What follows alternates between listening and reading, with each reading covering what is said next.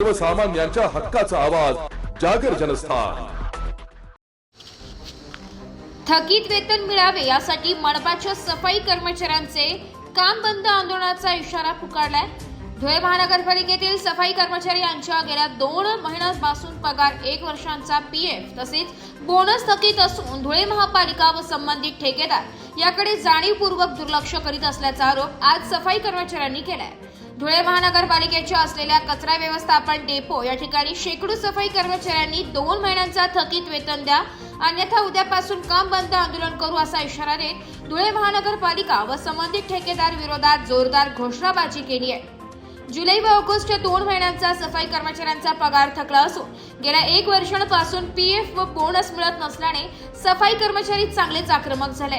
धुळे महानगरपालिकेतील सफाई कर्मचारी हे आपल्या आरोग्याची पर्वा न करता धुळे महानगरपालिका आगामीमधील सफाईची कामे करीत असतात, मात्र त्यांना संबंधित ठेकेदाराकडून कुठल्याही प्रकारची साधन सामग्री पुरवली जात नाहीये।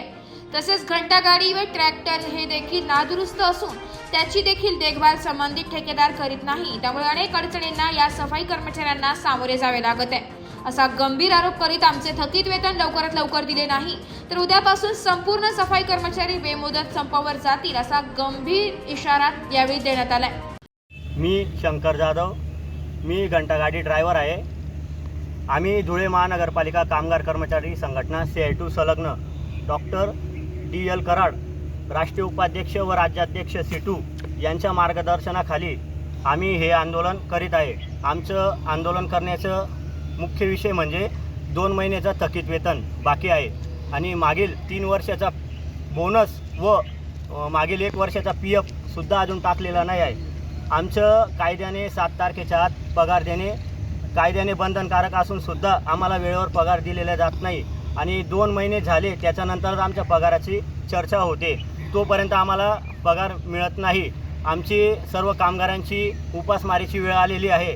आमचे महानगर प्रशासनाला एकच विनंती आहे का आमच्या किमान वेतन जे 2 महिन्याचं बाकी आहे ते लवकरात लवकर 2 महिन्याचं वेतन थकीत लवकरात लवकर दिले जावं ही विनंती आहे। आणि याच्या पुढे जर आमचा पगार वेळेवर दिला नाही तर याच्या पुढे मोठे धरणे आंदोलन आम्ही करणार आहोत। आमचे डॉक्टर DL कराड यांच्या मार्गदर्शनाखाली आम्ही CI2 ही युनियन आमची आहे। तर आमच्या युनियनतर्फे आम्ही सर्व कर्मचारी 170 कर्मचारी आहे। तर आमच्या 170 कर्मचारी आणि घंटागाडी धुळे शहरात 70 आहे।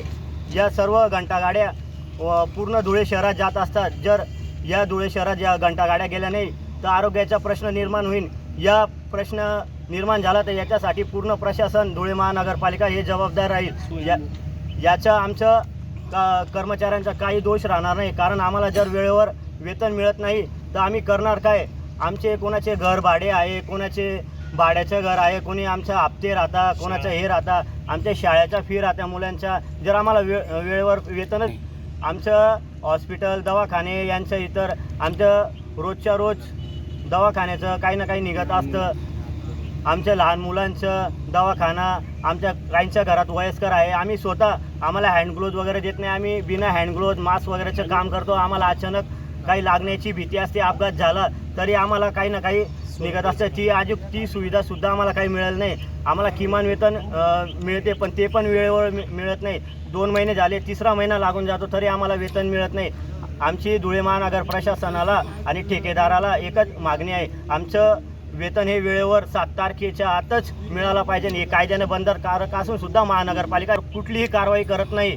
जर महानगरपालिकेने ठेकेदारावर कारवाई केली नाही तर याच्या पुढे आम्ही सर्व 170 घंटागाडी कर्मचारी आमची धुळे महानगरपालिका कामगार कर्मचारी संघटना C2 संलग्न ही सर्वात मोठं आंदोलन करेन आणि धुळ्यात जर आरोग्याचा प्रश्न निर्माण झाला तर याच्यासाठी धुळे महानगरपालिकाच जबाबदार राहील।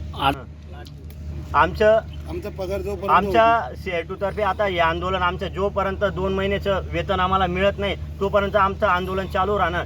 जर आमचं येत्या 1 किंवा 2 दिवसात आमचं वेतन मिळालं नाही तर आम्ही हे आंदोलन कंटिन्यू असं चालू राहणार। आमचे एकच मागणी लवकरात लवकर आमचं वेतन देऊन देणे, बस। लाल सलाम। जागरण स्थानसाठी प्रतिनिधी रूपक बिरारी धुळे।